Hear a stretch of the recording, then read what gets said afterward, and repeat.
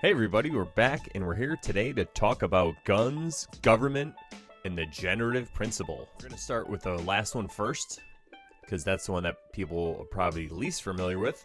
If you are familiar with the generative principle, lucky you. If you're not, the generative principle is basically a thought, and it's an esoteric thought where people believe that each individual human creates their own reality. You are generating the reality that you live in. You're generating and co-creating with everybody else the reality that everybody lives in. This principle is known amongst Freemasons, from what I'm told, because I'm not a Freemason. I've also heard that that's what the G inside the compass and the square stands for. One of the things that it could stand for is this generative principle. And like I said, it just talks about how we all create, we co-create, and what we're creating, what are we creating. Like, basically, we're all Masons. We're all building our reality, whether we know it or not. And are we doing this consciously? And I talk about this on my podcast, on the Terrible podcast that I do with my lovely co-host, Ashley. You can check that out at terrible.com. Go check that out for more. But that's not what we're here to talk about. We're here to talk about the generative principle and what this means. So if every human under this principle is a co-creator of their own reality, this is where rights come from. People under this principle have the right to take any action that they like, as long as they're not infringing upon the actions of another sentient being, of another being with rights. As long as they're not infringing on that other person's rights, they are free to engage in any action. This is what a right is, and this is the problem. People don't realize, they don't even know the definition of what a right is, and this is what the definition of a right is. So this is when you hear the phrase that rights do not come from government, rights aren't granted, or they're not a privilege, they are bestowed by the Creator. This is what this means. So some people get mixed up in this if they're atheists or they don't believe in God, or they're just not sure, if they're agnostic and they're like, well, how can this apply to me then if I don't believe in that? Well, all they mean by rights endowed by the Creator on a basic level is however you thought that you got here as an individual person, as long as you believe that you own your own body and you are sovereign, then you have rights. They're not a privilege, like I said, granted to you. They are inherently bestowed. They're just there. They exist. So that's what a right really and truly is. It's any action that you would like to take as an individual person who owns your own body to create your own reality and co-create reality with others that does not infringe upon the rights of others.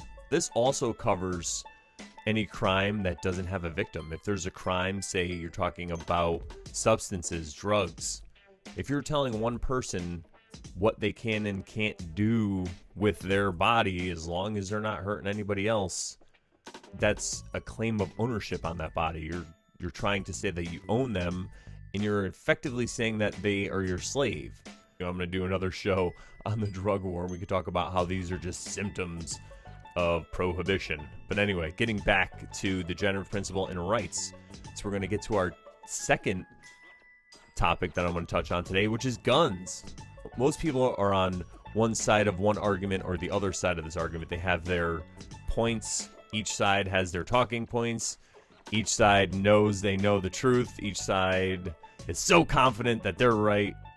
And I'm here to tell you that I think each side is probably wrong. One side maybe more than the other, whatever. But it's not about sides. Like I said, it's about rights. We're going to come at this from rights. Being a sovereign human being who owns your own body, and you have rights bestowed on you by the Creator, whoever you think it is or believe it is, or whoever you got here, you have these rights. And okay, so even if you think, I'm going to go crazy here, right? Because this is what this show's all about. So what if you think that we're in a computer simulation, right?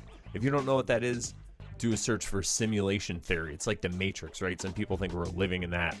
Okay, so say we are, but we still have rights, because if we are in this simulation, then we're in this simulation to create a reality that we want of our own choosing.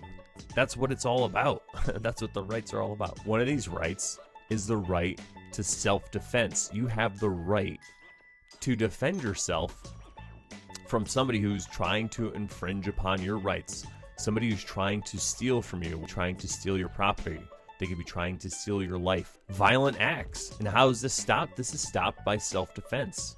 And what is self-defense? Self-defense is any means of force that you have to apply to stop a violent act that is happening against you. And you can apply whatever you want. It's your right.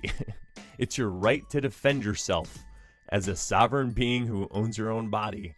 And I know I keep repeating myself, but I feel that the reason I'm doing this is because it's the best way that people learn. And it also has to do with another thing. You repeat things a lot when you want to control people's minds, when you want to engage in mind control. And that's the third aspect of what we're going to be talking about today. And you're like, wait, mind control?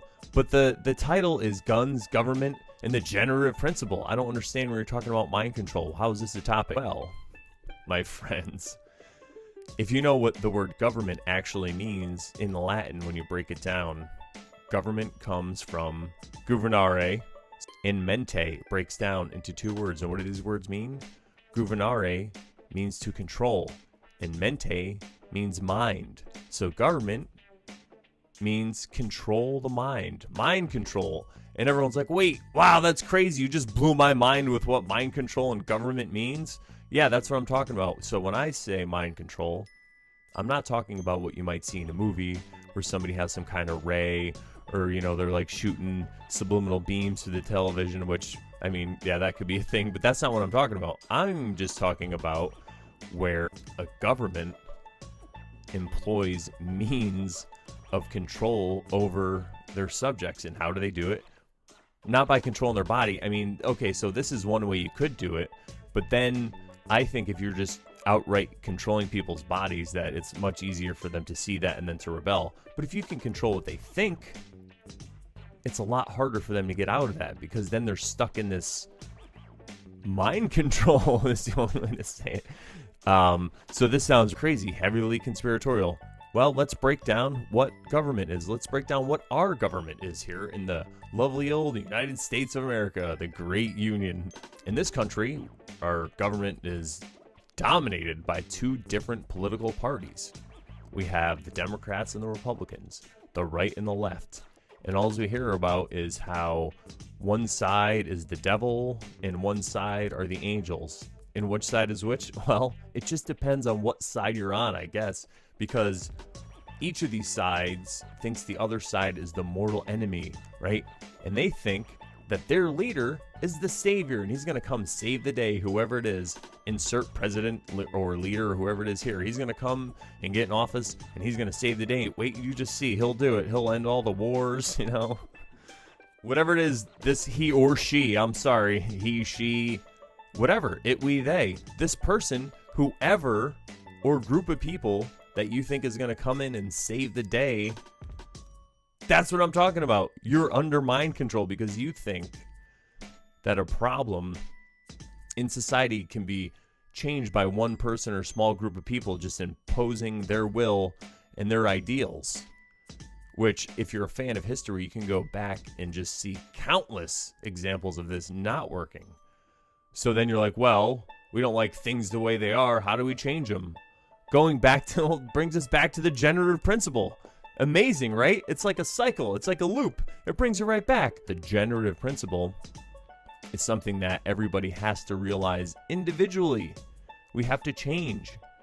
We have to realize that if we want a better reality, we have to create a better reality. We all have to do it. And I'm like, oh my God, you're like, wow, that sounds so easy, but yet so impossible. Yeah, you're right. Because people, instead of looking within and trying to find aspects of ourselves that we know that we should change, or behaviors within ourselves that we know probably aren't healthy, behaviors that could be infringing on the rights of others, or just behaviors that are just negative behaviors we're engaging in, drugs, hardcore. I mean, I'm not like anti-drug or whatever, but if you're a heroin addict, you know, or if you like smoke a bunch of cigarettes a day, or you drink all the time, or whatever it is, what I'm trying to say is, know thyself is the key. You have to look within. I'm going to wrap this up by saying that the way to change anything is to look within yourself, and you cannot infringe upon the rights of others. You know, just because it's a law, just because somebody said, hey, these are my orders and I have to do them. Well, yeah, you know who else said that? Everyone knows, the fucking Nazis. And not just the Nazis, and the commies, and the Mongols, and anybody who has ever put a sword or a weapon or killed anyone else in the name of someone else, in the name of conquering, in the name of whatever the fuck it was, God, whatever that was. They infringe upon their rights. They stole their property. They stole their lives. They killed their children. It's not just fascism or communism or socialism or all these isms. It's just about a small amount of people wanting to rule everybody, right? That's what it's all about. It's the hokey pokey.